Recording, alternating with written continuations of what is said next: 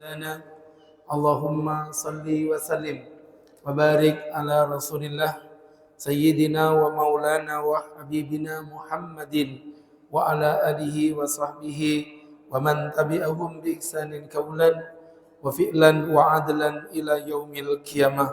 Amma ba'du, hadratul muhtaramin, jamaah majelis ilmu kajian rutin Miftahul Khair yang mencintai Allah dan insyaallah dicintai dan disayangi Allah Subhanahu wa taala. Amin. Alhamdulillah, di malam yang penuh berkah ini Allah tunjukkan kedahsyatannya. Allah tunjukkan kehebatannya.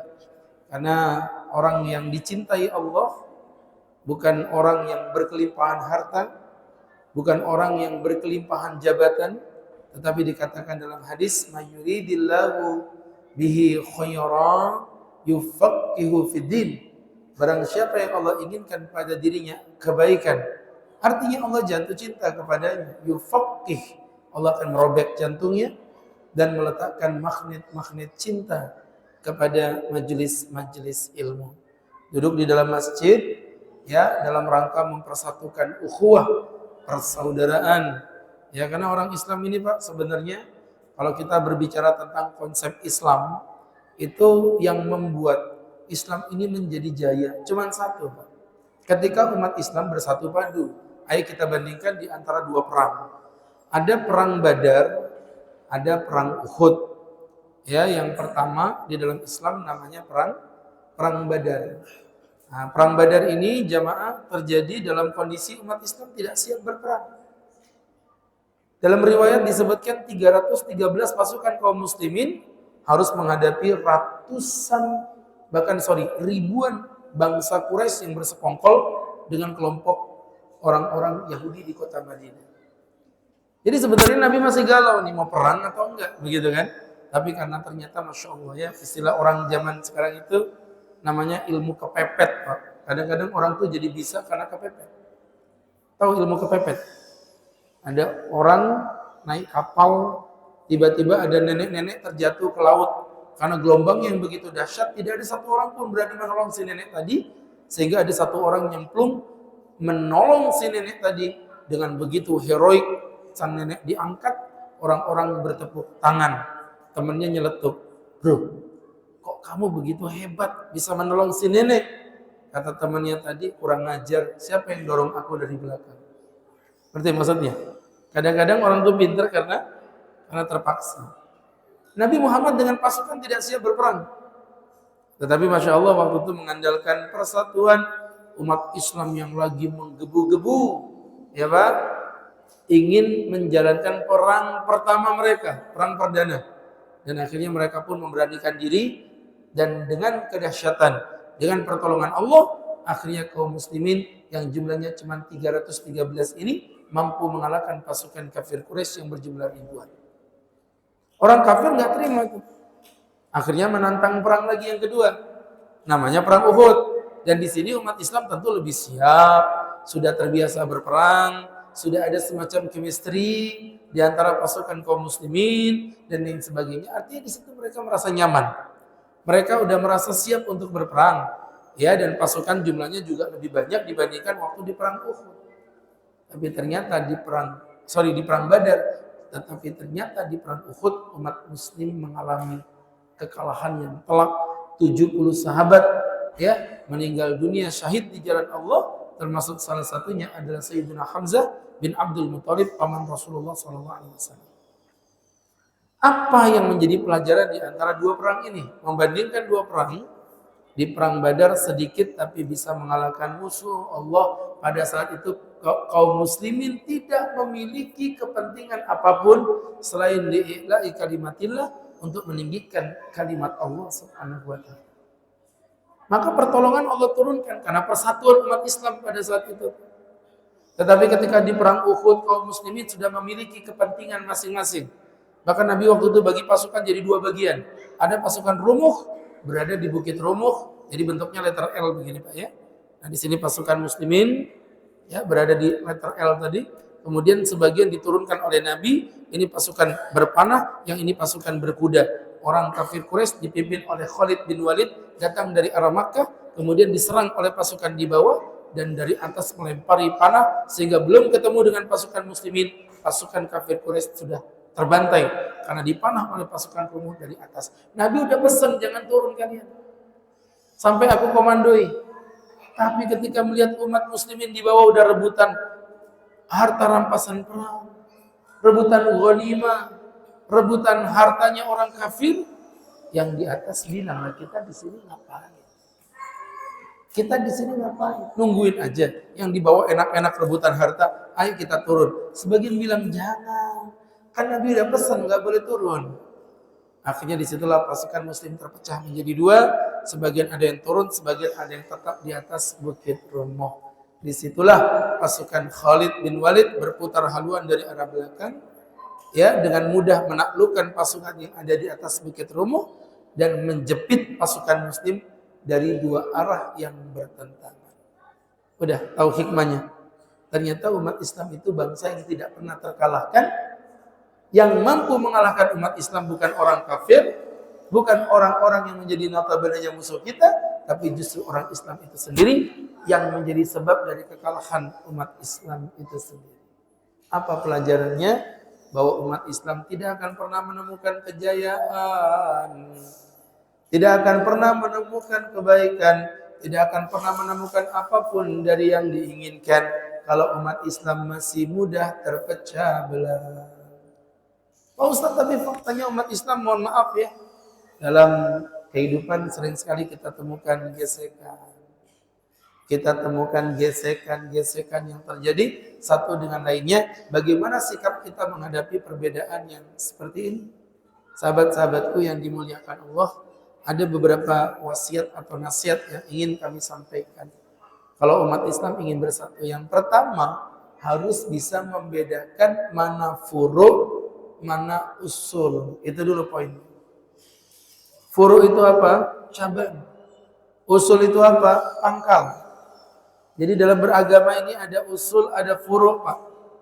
Mohon maaf ya, berkaitan dengan usul, disinilah kita komitmen untuk tidak bisa menerima perbedaan dalam bentuk apapun. Tapi berkaitan dengan masalah furu'iyah, masalah cabang, kita harus saling menghargai satu dengan lainnya. Kewajiban sholat subuh itu adalah usul. Sedangkan sholat subuhnya pakai kunut atau tidak, itu namanya furu'. Dah jelas. Kewajiban melaksanakan menutup aurat, ya, bagi seorang wanita itu usul, sudah pakem, Pak. Ijma ulama nggak ada perbedaan. Tapi apakah wajah dan telapak tangan bagian daripada aurat seorang wanita? Itu masalah furu'. Yang kita nggak bisa menjudge satu dengan lainnya. Bapak kalau nggak ngerti di sini, akhirnya kelihatan kayak kontradiksi. Saya sering dibilang, ada murid saya, mahasiswa saya tanya, Ustadz, di satu sisi Ustadz itu kayaknya menghargai perbedaan, khilaf antara kelompok A, kelompok B. Tapi kenapa dalam masalah contoh, misalnya masalah Ahmadiyah, kenapa Ustadz begitu ngotot mengatakan Ahmadiyah itu sesat? Pak, mohon maaf Pak, Ahmadiyah itu mengakui adanya Nabi setelah Nabi Muhammad, namanya Ahmad Mirza Ghulam. Sedangkan kenabian itu sudah clear. Ya, udah clear. Khatamun Nabiyyin. Nabi kita adalah pengclosing para nabi. Itu udah clear, nggak perlu dibahas lagi. Lah kok ada orang ngaku jadi nabi, ya kita nggak terima lah. Sekarang contoh gini aja. Saya punya istri, cantik, solihah, pinter, penghafal Quran.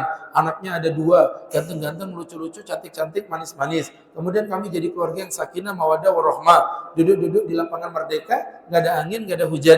Tiba-tiba datang seorang perempuan di depan istri sah saya, ngaku-ngaku jadi istri saya. Kira-kira saya terima apa tidak?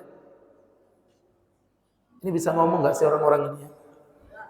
Kira-kira saya terima tidak? Tergantung. Kalau jelek ya saya tolak, Bu. Tapi kalau muda ya mikir dulu lah ya. Yang enggak lah. Pasti Ustaz tolak lah. Apa Ustaz udah bahagia dengan istri Ustaz yang sempurna, bahagia dengan anak-anak Ustaz yang lucu-lucu dan manis-manis? Anda ngapain datang-datang aku jadi istri saya? Apa urusannya? Ngerti maksudnya ya? Jadi artinya teman-teman yang berbahagia, begitulah konsep usul tadi itu.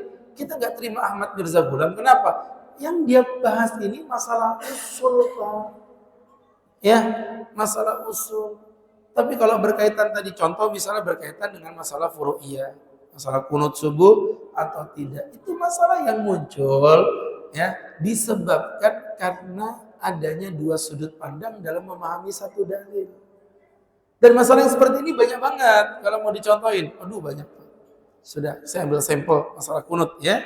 Contoh, waktu itu Nabi SAW pernah bersabda, diceritakan dari hadis riwayat Imam Abi Hurairah. Hadis ini Sahih Bukhari Muslim, jadi tidak perlu diperdebatkan tentang sanadnya, tapi isinya, ya, isinya, matangnya yang menjadikan perbedaan di antara ulama. Jadi waktu itu Nabi berdoa kunut di sholat subuh, doanya kurang lebih panjang, tapi potongannya Allahumma alini hayyan wa ra'lan wa dhakwan wa asyan swatillah. Allahumma ansuril muslimina al-mustad'ifina minal muslimina. Ya Allah ya arhamar rahimin. Dengerin, artinya kurang lebih begini. Ya Allah, laknatlah si Ra'lan, Dhakwan, Asya, Asad yang bermaksiat kepada Allah. Ini dedengkot-dedengkotnya orang Yahudi. Nabi nyumpahin mereka, Nabi berdoa dalam kunut mereka sampai turun ayat. Laisa laka minal amri syai'un ayyatuba 'alaihim aw yu'adzibahum fa innahum zalimun. Kamu enggak punya hak apa-apa Muhammad untuk mencaci mereka, untuk mengampuni mereka. Mereka itu urusannya Allah. Mereka orang-orang zalim. Tsumma tarakahu. Kemudian kata perawi hadis Imam Abi Hurairah, kemudian Nabi meninggalkannya. Pertanyaannya, nyanya itu kembali kemana? Meninggalkannya, meninggalkan kunutnya atau meninggalkan melaknat dalam kunut? Bingung dia. Begitulah para ulama. Memandang dari dua sudut pandang yang berbeda. Imam Abu Hanifah dan juga Imam Ahmad bin Hanbal memandang nyanya kembali ke kunut. Maka tsumma tarakahu, Nabi meninggalkan kunut. Selesai. Berarti Nabi enggak kunut lagi. Tapi Imam Syafi'i dan Imam Malik mengatakan nyanya kembali ke laknat di dalam kunut. Pembahasannya kan tentang masalah kunut, Imam. Ya, pembahasan tentang kunut. Tapi ingat, ayatnya tidak bahas kunut. Ayatnya membahas tentang laknatnya. Muncullah dua sudut pandang ini. Sehingga Imam Syafi'i dan Imam Malik mengatakan kunut subuh itu ada, dan Imam Ahmad serta Imam Abu Hanifah mengatakan kunut subuh tidak ada. Sampai di sini khilafnya ada, dalilnya masing-masing. Kalau saya panjangin masih lebih panjang lagi, tapi itu kesimpulannya. Cuma yang saya unik itu dulu. Waktu itu saya pernah baca sebuah cerita sejarah biografi tentang baginda Rasulullah SAW. Ketika saya ulangi. Biografi tentang baginda Imam Syafi'i radhiyallahu taala anhu. Ketika Imam Syafi'i datang ke Baghdad, beliau sholat di sebuah masjid yang di samping masjid itu ada kuburannya Imam Abu Hanifah. Beliau sholat ngimamin di depan. Imam silakan maju ke depan. Imam Syafi'i maju ke depan. Ketika beliau ngimamin sholat subuh, beliau tidak pakai kunut. Beliau tidak pakai kunut. Kemudian muridnya bertanya, Imam kenapa engkau tidak pakai kunut? Kata Imam Syafi'i, dengerin jawabannya, ihtiraman li sahibil maqam, untuk menghormati orang yang ada di dalam makam itu. Siapa tadi? Imam Abu Hanifah yang menyatakan berkunut. Jadi di satu sisi para ulama berbeda pendapat, tapi di sisi lain para ulama memiliki sudut pandang toleransi dalam perkara-perkara yang bersifat furu'iyah, bersifat cabang. Di balik Imam Ahmad bin Hanbal, muridnya datang, Imam, tadi aku sholat subuh, ternyata imamnya pakai kunut. Apakah sholatku batal? Dengerin jawabannya Imam Ahmad. Apakah aku mengatakan sholatnya Imam Syafi'i guruku batal? Ya Allah. Ini Imam Abu Hanifah, Imam Malik, Imam Syafi'i, Imam Ahmad. Ilmunya yang setinggi itu masih bisa punya toleransi yang luar biasa. Nah kita ini Imam Samudra aja sombongnya luar biasa. Ya Pak. Jadi teman-teman, kalau antum merasa diri antum pasti benar, saya curiga antum pasti salah. Ngerti gak maksudnya nih? Kalau antum merasa diri antum pasti benar, saya curiga antum pasti salah. Kenapa? Karena salah satu sifat syaitan itu adalah merasa paling benar. Ya, begitu kan setan bilang? Qala ana khairum min. Aku lebih baik dari dia. Khalaqtani min narin wa khalaqtahu min tin. Kau ciptakan aku dari api dan kau ciptakan Adam dari tanah.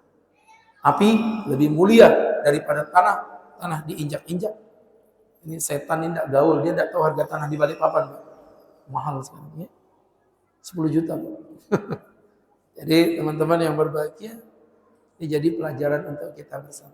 Maka pahami dulu ini furu'iyah atau usuliyah. Ya, para ulama kan sangat-sangat tegas dalam masalah akidah, dalam masalah usul, Pak. Makanya Ahlussunnah wal Jamaah tegas mengatakan Mu'tazilah firqah yang sesat.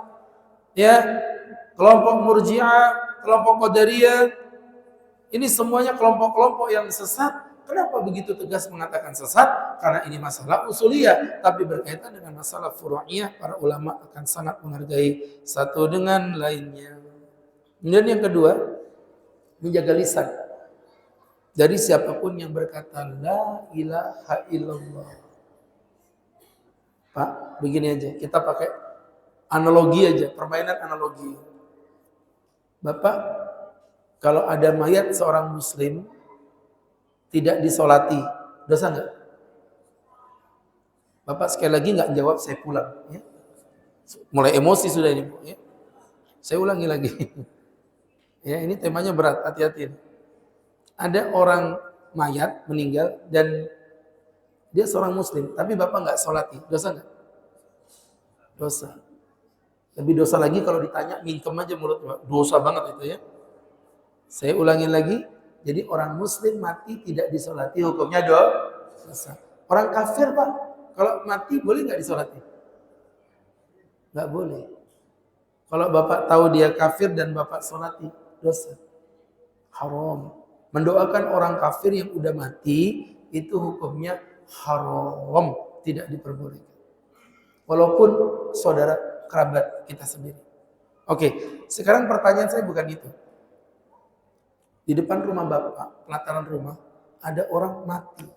Di pelataran rumah ibu. Ibu nggak tahu nih, bisa jadi muslim, bisa jadi kafir. Nggak ada tanda-tanda, KTP nggak ada, semuanya normal. Sekarang saya mau tanya sama bapak, kira-kira bapak sholatin apa enggak?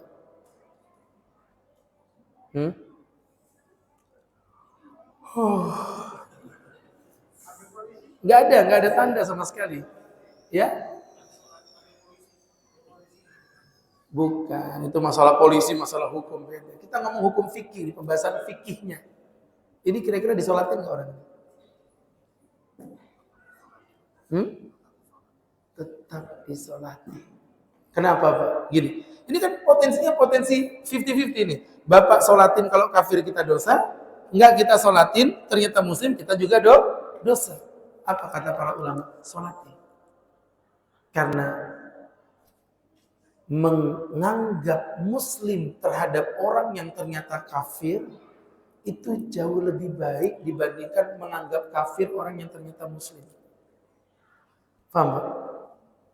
Itulah yang saya bilang tadi, menjaga lisan dari orang yang berkata la ilaha illallah. Siapapun yang berkata la ilaha illallah seorang muslim yang wajib untuk kita hargai apa yang dia lakukan. Selama tidak ada tanda korina ya. Kalau korina dia, saya muslim, tapi nyembah-nyembah ke pohon, itu beda. Nggak ngomong sudah itu. Ini kita ngomong yang tidak ada tanda bukti, korina yang nyata. Teman-teman yang berbahagia, makanya Nabi mengatakan, man qala li akhihi ya kafir. Barang siapa berkata pada saudaranya, kafir, faqad ba'a bi ahadihima. Maka dia telah mempertaruhkan salah satunya.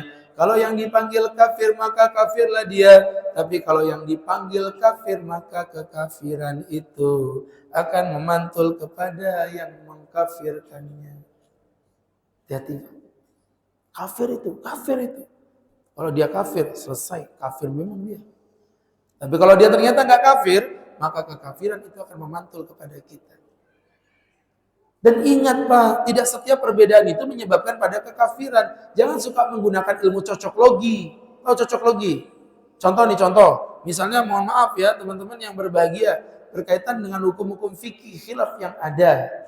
Oh, masalah bismillahnya dikeraskan atau bismillahnya dipelankan. Ada orang kemudian, sholat gak baca bismillah. Kalau gak baca bismillah itu berarti fatihahnya gak sah. Kalau fatihahnya gak sah berarti sholatnya gak sah. Kalau sholatnya gak sah berarti rukun Islamnya gak sah. Kalau rukun Islamnya gak sah berarti gak punya iman. Kalau gak punya iman berarti kafir. Kalau kafir berarti di neraka. Itu namanya ilmu cocokologi.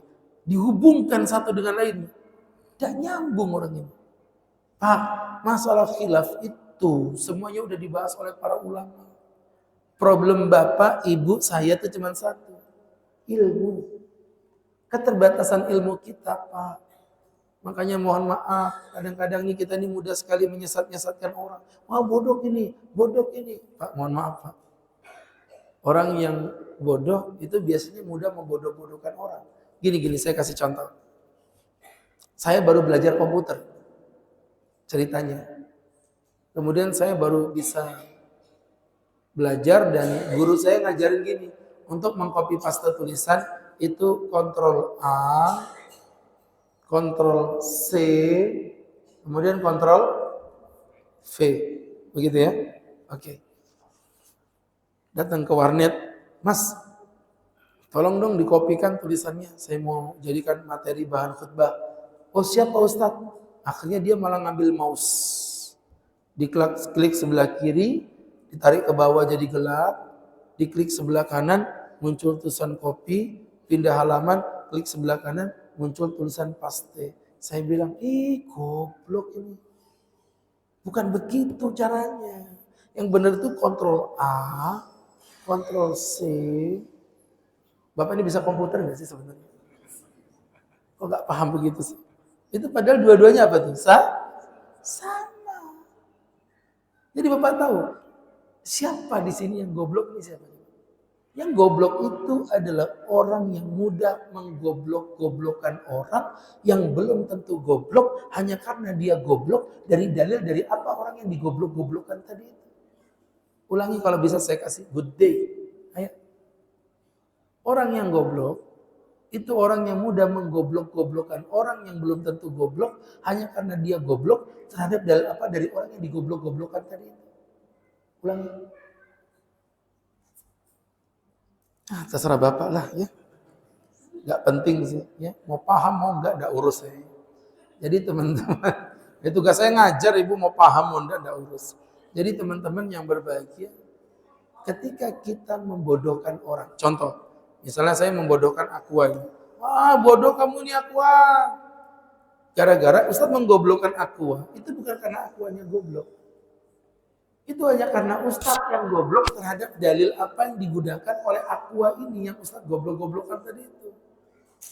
Ketika antum menyesatkan seseorang, misalnya ada perbedaan pendapat nih, ibu pakai jilbab, ada yang pakai cadar, misal contoh.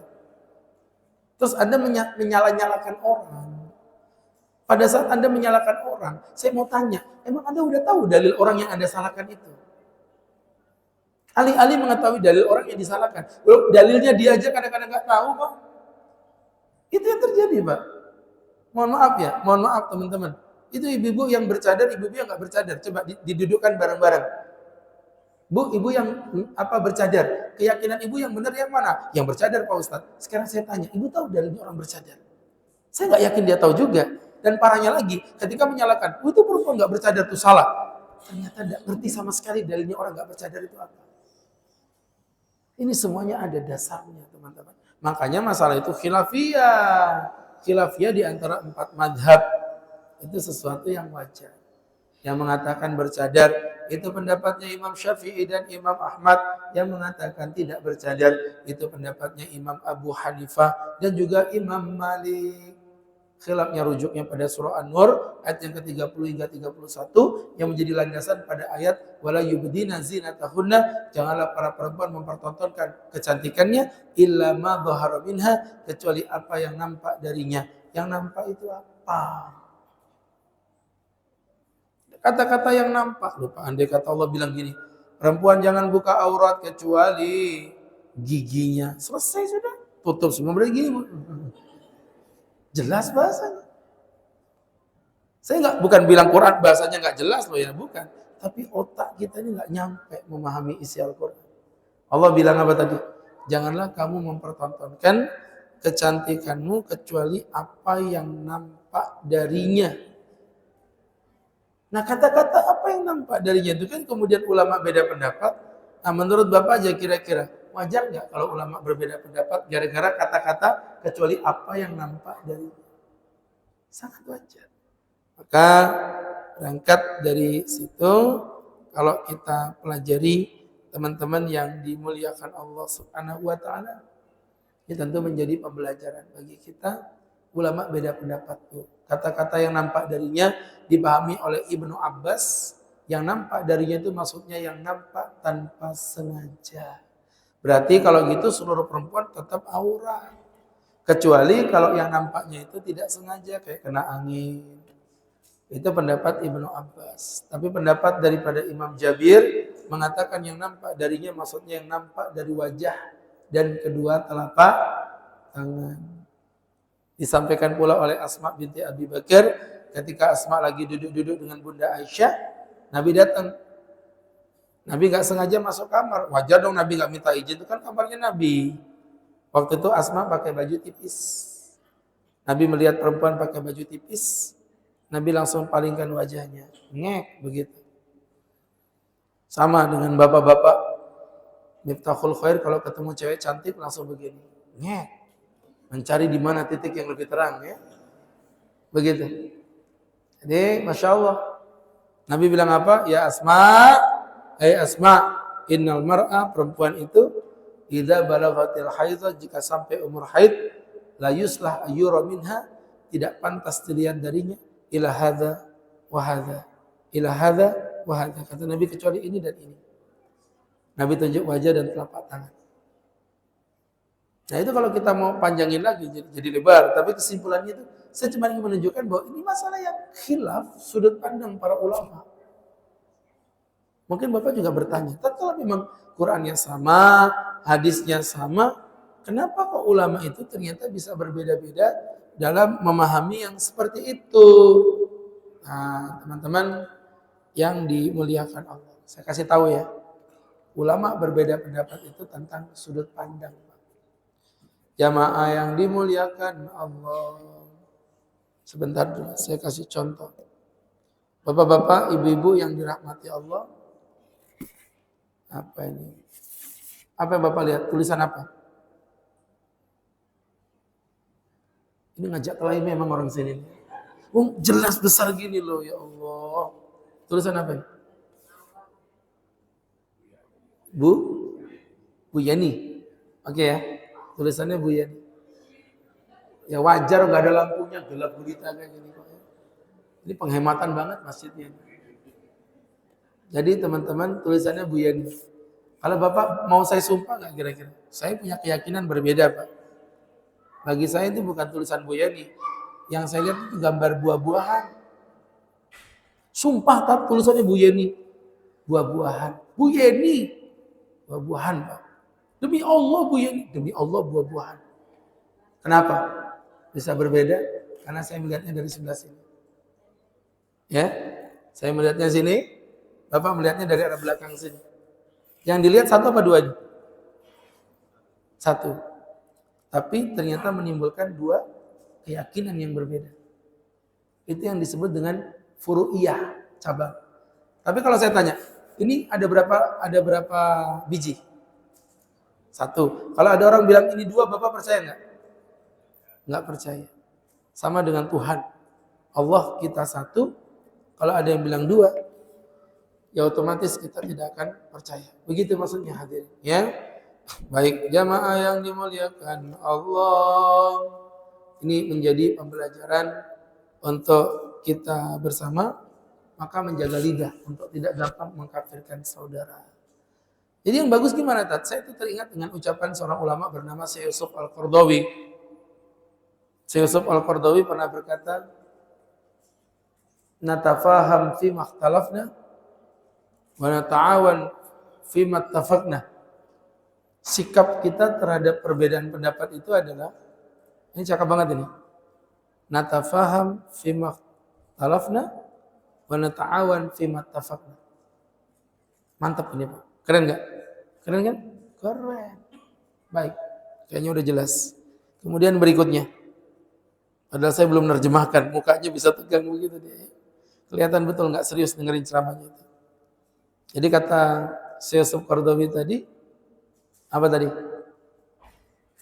Nata'awan fima ittafaqna wa natafaham fima ikhtalafna. Kita saling memahami terhadap sesuatu yang kita perbedakan, tapi kita saling tolong-menolong dalam apa yang kita sepakati. Contoh, tadi yang udah saya bahas tentang masalah kunut subuh, ada yang berkunut, ada yang tidak. Perbedaannya, ayo kita belajar. Apa sih dalilmu berkunut itu apa? Oh, dalil berkunut itu gini. Dalil kamu nggak berkunut apa? Nggak berkunut itu dalilnya begini. Sehingga memunculkan kata-kata begini. Oh, ternyata ada ya dalilnya. Di satu sisi kita saling memahami, di sisi lain terhadap apa yang kita sepakati, kita kerjasama. Apa kerjasamanya? Membuat gerakan sholat subuh berjamaah. Gitu loh. Daripada Bapak ngabisin tenaga enggak karuan. Semalam suntuk debat kunut subuh. Pagi-pagi ketiduran dua-duanya. Enggak ada sholat subuh. Ya? Coba Pak. Jadi Bapak-bapak yang berbahagia. Buat gerakan sholat subuh berjamaah. Enggak usah ngomong Miftahul Khair Pak. Terlalu jauh. Dibatakan. Yang di tengah-tengah kota itu. Sebutin aja masjid yang gede-gede apa? Masjid At-Taqwa. Segede itu cuma 2 saf. Islamic Center 1,5 saf. Belum dipotong pajak. Nih. Beda kalau di Miftahul Khair. Saya ngobrol dengan pengurus, alhamdulillah Pak Ustadz, jemaahnya di sini full. Sampai blueberry keluar. Di luar semuanya. Enggak ada yang di dalam, di luar. Ya. Jadi teman-teman yang dirahmati Allah Subhanahu wa ta'ala. Artinya kalau kita belajar, kenapa orang dari yang sholat subuh berjamaah di masjid? Karena yang suka sholat subuh kelahi terus. Apa yang kalian perdebatkan tentang kunut? Dari zamannya para sahabat kok udah khilaf kok. Antum sok-sokan mau membahas masalah khilaf yang udah sejak zaman sahabat Nabi sudah ada. Mau apa Bapak? Bapak mau merasa bahwa bisa mengklus masalah khilaf ini? Gak mungkin Pak, khilaf sudut pandang itu gak mungkin. Ya, Bapak kayak ngerasain gini loh. Enak mana aqua dengan good day? Tergantung. Kalau orangnya sehat mungkin enakan good day. Tapi kalau orang yang kena kencing manis, mungkin lebih enakan aqua. Gitu loh. Jadi sudut pandang. Gak bisa Bapak pastikan harus sama, itu mustahil. Ingat ya. Dan di Islam ada kaidah mani ijtahada, barang siapa yang berijtihad fa asaba, kemudian dia benar, falahu ajran, baginya 2 pahala, wa in akhta'a, namun jika dia salah, falahu ajrun wahid, maka baginya 1 pahala. Tapi ibu yang bercadar, berjilbab, ngobrol bareng. Dalilnya apa Mbak? Ya, oh gini-gini Mbak. Kamu dalilnya apa Mbak? Oh gini-gini Mbak. Oh ternyata ada dalilnya. Nah, khilafnya dipahami. Kemudian yang disepakati, apa yang disepakati? Selain wajah dan telapak tangan berarti semuanya udah pasti aurat. Buahkan gerak-gerakan jilbab stay. Tuh, sewa blok di mana di mall ya yang nggak pakai hijab dikasih challenge tantangan, Mbak, ayo Mbak jilbaban Mbak. Tapi aku nggak jilbaban. Nggak apa-apa Mbak, jilbaban aja Mbak. Nanti dipoto, tempelin di kertas. Before, after, begitu. Ya kan? Di bawahnya kasih surat An-Nur ayat 30. Siapa tahu pulang-pulang dia lihat fotonya, dia sadar-sadar dan tobat-tobat sendiri. Itu jauh lebih bermanfaat daripada ibu-ibu debat tentang jilbab dengan cadar. Ya, seperti itu. Teman-teman yang dimuliakan Allah. Kemudian berikutnya, teman-teman, tugas kita adalah berdiskusi. Bukan menjustifikasi. Pak, setiap ada khilaf, itu pasti selalu ulama memiliki landasan. Dan ketepatan itu bidang kami. Memang saya kuliahnya di bidang itu. Saya jurusannya di bidang syariah, fikih muqaranah, fikih perbandingan. Ya, dan saya belajar itu butuh waktu 5 tahun Untuk menuntaskannya, Bapak saya kasih tahu poinnya aja. Ya, dari saya 5 tahun belajar itu Pak, poinnya cuma satu. Selama khilafnya masih dalam lingkaran ulama Ahlus Sunnah wal Jamaah, wabil khusus pada 4 madhab yang udah disepakati itu, demi Allah semuanya pasti ada dalilnya. Semuanya. Masalahnya cuma gini, ini dalilnya kuat apa enggak loh? Kalau itu kan sudut pandang berarti. Berarti sudut pandang yang melihatnya. Tapi kalau Bapak dikit-dikit ngomong ini tidak ada dalilnya, ini tidak ada dalilnya, hati-hati. Tidak ada dalilnya atau ada dalilnya, tapi antum yang tidak tahu dalilnya. Itu dua hal yang berbeda loh. Saya kemarin ngobrol dengan seorang mahasiswa, disuruh ngisi kajian kultum tugas di masjid-masjid itu. Salah satu keluhan dari masyarakat, si mahasiswa kami ini, si ustadznya ini, berceramah bahwa katanya perempuan itu batas maksimal haid. Ulama beda pendapat jadi 3. Ada yang mengatakan maksimal 10 hari, ada yang mengatakan maksimalnya tidak ada ngikutin kebiasaan, ada yang mengatakan maksimalnya 15 hari. Dan itu pendapat Imam Syafi'i dan Imam Ahmad bin Hanbal. Terus si ustadz ini bilang, yang 15 ini enggak ada dalilnya. Saya panggil, saya bilangin, Mas, kamu yakin ketika ngomong enggak ada dalilnya itu enggak ada dalilnya? Enggak ada dalilnya. Kamu tahu tuh pendapat siapa? Imam Syafi'i dan Imam Ahmad. Itu gurunya para ulama hadis. Bukhari Muslim itu muridnya para ulama-ulama fikih ini. Kamu yakin selain Imam Syafi'i dan Imam Ahmad mengatakan sesuatu tanpa dalil? Tapi sudah saya cari, bentar, hati-hati. Kalau kamu nggak tahu dalilnya, nanti saya kasih tahu. Tapi kalau kamu ngomong nggak ada dalilnya, itu salah. Ya, karena dalil itu nggak selalu bersifat tafsili, spesifik. Kadang-kadang ada dalil yang bersifat ijmali, bersifat global. Dan di situ ditemukan ternyata ada seorang ulama, atau lebih tepatnya Imam Syafi'i dan Imam Ahmad, yang menemukan sebuah hadis ketika mengatakan imannya perempuan itu setengahnya keimanan laki-laki. Otomatis perempuan-perempuan itu protes kan. Mereka bilang, kenapa ya Rasulullah? Kami sholat, kami puasa normal. Kata Rasulullah, ya li'annahunna, karena para wanita, tamkusna ihdahunna syatra umriya la tusolli, karena perempuan berdiam diri setengah hidupnya tidak sholat. Yang membuat perempuan tidak sholat secara kontinu apa Bu? Haid. Tidak ada nifas kok kontinu. Siapa perempuan kontinu nifas? Tidak ada. Haid. Jadi hanya haid, dan Nabi mengatakan setengah hidupnya dia tidak sholat. Sedangkan umur manusia itu 30 hari, setengahnya adalah 15 hari. Ini namanya dalil ijmali. Dan seperti ini boleh digunakan ketika memang betul-betul tidak ada dalil yang sifatnya spesifik yang membicarakan tentang itu. Yang begini kadang-kadang ilmu kita nggak nyampe, terus kita gampang menyesatkan orang dan lain sebagainya. Wal iyadu billah. Ya, teman-teman yang dimuliakan Allah Subhanahu wa taala. Udahlah belajar dulu. Enggak selalu 1 tambah 1 itu 2. Saya pernah bimbing umroh. Yang satu orang Solo, Muhammadiyah banget. Yang satu orang adalah salah satu suku, NU banget Pak. Saya enggak mau sebut nama sukunya. Inisial pun tidak akan saya sebutkan. Dia cerita dengan saya. Kalau di daerah saya itu warga mati yang namanya NU Pak Ustadz sampai tetes darah penghabisan. Adalah salah satu suku gitu. Cuman saya tidak mau nyebut namanya. Kita kan NKRI Bu, ya jangan begitu. Kalau dari gayanya sih mirip-mirip kayak orang Bugis ya.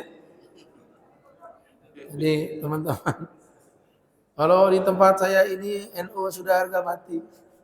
Saya tanya orang Islam di sana ada berapa Mas?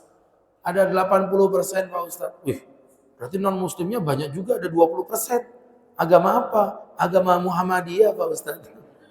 Oh tak tendang memang baru tahu rasa. Ngerti? Jadi ngobrol. Berangkat umroh, saya duduk di belakang, dia duduk di depan berdua tadi. Debat. Saya teriakin dari belakang, woi sudah mau landing Jeddah ya.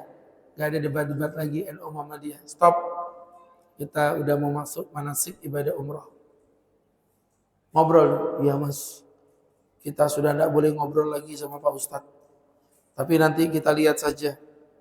Masjidil Haram itu kan kiblat kita bersama. Betul. Nanti kita lihat kira-kira yang benar itu NU atau Muhammadiyah. Tahu dari mana? Lihat saja kalau Masjidil Haram NU berarti NU. Kalau Masjidil Haram Muhammadiyah berarti yang benar Muhammadiyah. Oh, siapa takut? Ayo. Sampai sana salat subuh. Salat subuh Imam Sudes enggak pakai kunut. Sami Allahu liman hamidah. Allahu Akbar. Selesai sholat kata Muhammadiyah, tuh ini masjid Muhammadiyah. Malam-malam habis tarawih witir, pas witir ternyata ada kunut, panjang lagi kunutnya, Pak. Kata orang NU, kata siapa ini ada kunutnya. Masjid NU ini. Begitu lagi pas lagi zikir, tidak kedengaran suara, kata orang Muhammadiyah, ini masjid Muhammadiyah, Mas. Pas lagi sholat Jumat ternyata ada Jumatnya 2 kali. Wah, ini masjid NU, Mas. Pening kepalaku ini, Pak Ustaz. Sebenarnya Masjidil Haram ini Masjid Nahdlatul Ulama atau Masjid Muhammadiyah? Saya bilang Masjidil Haram itu Masjid Nahdlatul Muhammadiyah. Ya? Tahu Nahdlatul Muhammadiyah? Ya. Jadi teman-teman yang berbahagia bukan begitu cara berpikirnya. Ya, jangan mensekat umat apalagi itu cuma masalah khilafiyah, masalah furu'iyah. Ya, dan kebenaran mutlak itu di situ masing-masing memiliki sudut pandang. Baik. Dari situ apakah dengan berbeda kita mungkin bersama? Sangat mungkin kalau kita memiliki ilmunya. Ya. Makanya belajar terus continue dalam mengkaji, belajar, menelaah, insya Allah ini akan menjadi berkah untuk kita. Baik teman-teman, tidak memperpanjang, tidak memperlebar, atau makin panjang nampaknya Bapak juga tidak terlalu paham-paham amat begitu ya. Untuk itu tafadhal, ada waktu tinggal 7 menit Pak. Kalau ada yang mau dipertanyakan kami persilakan. Boleh berkaitan tema, boleh di luar tema.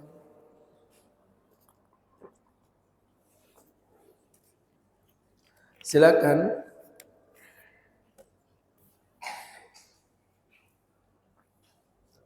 Ya. Assalamualaikum warahmatullahi wabarakatuh.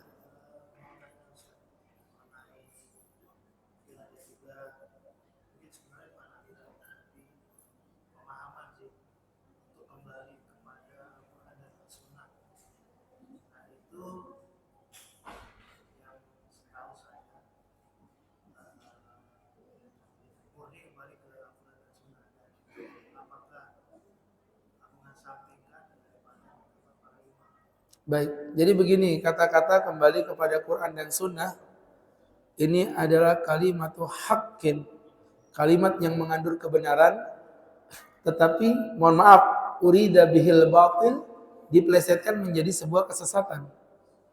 Pak maksud saya? Pak, mohon maaf lah. Kalau ada orang hari gini di tahun 1445 Hijriah, setelah 1400 tahun loh ya, baru menggembor-gemborkan ayat kembali ke Quran dan Sunnah. Saya mau tanya, apa maksudnya kembali Quran dan Sunnah? Apa maksud Anda tidak pakai ulama begitu?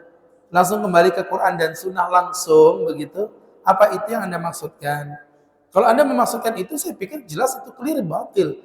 Anda mohon maaf, nyuruh Lilik Salome itu kembali ke Quran dan Sunnah secara dohir, saya pikir mustahil dong. Lilik Salome disuruh baca Quran, suruh memahami, dan di Quran itu berapa banyak ayat-ayat yang dipahaminya harus menggunakan ilmu. Coba saya mau tanya, mabuk hukumnya apa? Ngajak kelahi Bapak, disumpah ngajak kelahi. Mabuk hukumnya apa? Haram. Terus kalau saya begini gimana saya baca ayat? Ya ini saya terjemahin, saya nggak ngerubah-rubah nih. Ya, la taqrabus salata wa antum sukara. Jangan dekat-dekat salat sedangkan engkau dalam keadaan mabuk. Hatta ta'lamu ma taqulun. Sampai kamu sadar apa yang kamu ucapin. Hai orang beriman, kamu jangan dekat-dekat sholat dalam kondisi mabuk. Berarti Bapak kalau sholat nggak boleh dalam kondisi mabuk. Berarti kalau saya nggak lagi sholat boleh mabuk nggak Pak? Hah? Bapak nggak usah mikir yang lain-lain, berdasarkan ayat ini aja. Hai orang beriman, jangan dekat sholat dalam kondisi mabuk. Berarti kalau saya dalam kondisi mabuk kan nggak boleh nih sholat nih mabuk. Berarti kalau saya nggak lagi sholat boleh mabuk nggak? Boleh, boleh. Dan para sahabat waktu ayat ini turut lagi mabuk. Yang dilarang itu mabuk di dalam sholat. Bapak ngapain melototin saya begitu, Pak? Wah, Ustadz sesat ini. Memperbolehkan mabuk. Ini ayat tidak akan bisa dipahami kalau Bapak nggak ngerti nasakh wa mansuh. Paham nasakh mansuh? Ternyata ada ayat yang keberadaannya masih ada, tapi hukumnya dinasakh dengan ayat lainnya. Dan ternyata ayat ini dinasakh dengan surah Al-Maidah ayat 91 yang mengharamkan khamr secara mutlak. Paham maksudnya? Bayangin kalau orang bodoh baca ayat tadi, apa yang terjadi? Kesesatan tidak? Kesesatan. Saya ulangi lagi. Famastamta'tum minhunna fa'atuhunna ujurahunna fariidha. Apa yang kamu nikmati dari wanita itu, bayarlah upah mereka secara berketetapan. Apa yang kamu nikmati dari wanita itu? Ada wanita dinikmati, bayar upah. Ini kok kayak yang di sebelah situ, Pak ya? Sebelah situ, Pak. Alah, potonganmu pura-pura gak tahu, Pak. Ya, apa yang kamu nikmati dari wanita itu, bayarlah upah mereka secara berketetapan. Upah loh, nggak ngomong mahar, upah. Coba Bapak, kalau orang bodoh baca ayat ini, oh berarti ke Manggarsari ini halal. Ya, padahal ayat ini tuh ada sababun nuzul. Sababun nuzulnya orang Arab doyan ngawinin perempuan, mas kawinnya banyak, nanti kalau udah cerai diminta lagi mas kawinnya. Maka Allah bilang, kalau kamu sudah menikmati istrimu, jangan kamu ambil lagi mas kawinnya. Paham maksudnya ya? Nah, makanya saya bilang tadi, maksudnya apa kembali ke Quran? Kalau maksud Bapak kembali ke Quran itu maksudnya langsung kembali ke Quran tanpa ulama, pasti sesat. Tapi kalau maksud Bapak, mohon maaf ini ya, mohon maaf teman-teman, udah kita nggak usah kembali kepada para ulama. Nah terus gimana cara memahaminya? Pak, mohon maaf lah ya. Termasuk mereka yang mengatakan kembali ke Quran dan Sunnah, sebenarnya merujuk ke para ulama. Siapa yang mereka rujuk? Syekh Ibn Taimiyah, Syekh bin Baz, Syekh siapa? Ibn Utsaimin, Syekh Soleh Fauzan. Mereka ini juga para ulama. Saya banyak berbeda pendapat dengan pendapat para ulama ini, tapi saya tetap menghormati mereka sebagai seorang ulama yang sudah berijtihad. Itu sudut pandang saya. Bahkan orang yang terlalu ngefans dengan Syekh Ibn Taimiyah, saya nggak yakin dia punya kitab Majmu' Fatwanya Syekh Ibn Taimiyah. Saya punya kitab Majmu' Fatwa Syekh Ibn Taimiyah 25 jilid di rumah, Pak. Ya. Jadi biasakan kita belajar dari sudut pandang yang berbeda. Jadi sekali lagi, kata-kata kembali Quran dan Sunnah itu sebenarnya sudah dilakukan oleh ulama. Contoh-contoh, saya penganut madhab Syafi'i. Apakah saya mengikuti Imam Syafi'i? Tidak. Saya mengikuti Quran dan Sunnah berdasarkan pemahamannya Imam Syafi'i. Faham maksudnya ya? Sama seperti mereka. Mereka mengatakan kami ikut Quran Sunnah berdasarkan pemahamannya Syekh Ibn Taimiyah rahimahullah ta'ala. Jadi artinya kata-kata ini kata-kata yang hak tapi bisa disalahartikan menjadi kebatilan. Begitu ya? Waktunya sudah habis, kita cukupi sekian. Mudah-mudahan bisa diambil manfaat dan nikmat, dan mari kita tutup dengan membaca doa bersama-sama. Amin amin alhamdulillah rabbil alamin hamdan wafi ni'ama wa yukafi mazida. Ya Rabbana lakal hamdu kama yanbaghi li jalali wajhika wa 'azimi sultanik. Allahumma salli wa sallim wa barik ala rasulika sayyidina Muhammadin fil awwalin wal akhirin wa fi kulli waqtin wa hina fil mala'il a'la ila yaumiddin. Inna nas'aluka salamatan fid din wa afiyatan fil jasad wa ziyadatan fil ilmi wa barakatan fil rizqi wa taubatan qabla al maut wa rahatan indal maut wa maghfiratan ba'dal maut wa bin alaina fi sakaratil maut wa afwa indal hisab wa najata minan nar. Rabbana atina fid dunya hasanah wa fil akhirati hasanah wa qina adzaban nar. Sallallahu ala sayyidina Muhammad nabiyil ummi wa ala alihi wa sahbihi wasallam. وارزقنا له المتابعة له ظاهرا وباطنا يا أرحم الراحمين. سبحانك ربك رب العزة عما يصفون. سلام على المرسلين الحمد لله رب العالمين. Terima kasih. Subhanakallah wa bihamdika asyhadu an la ilaha illa anta Astagfirullah wa atubu ilaik. Billahi taufiq wal hidayah. Assalamualaikum warahmatullahi wabarakatuh.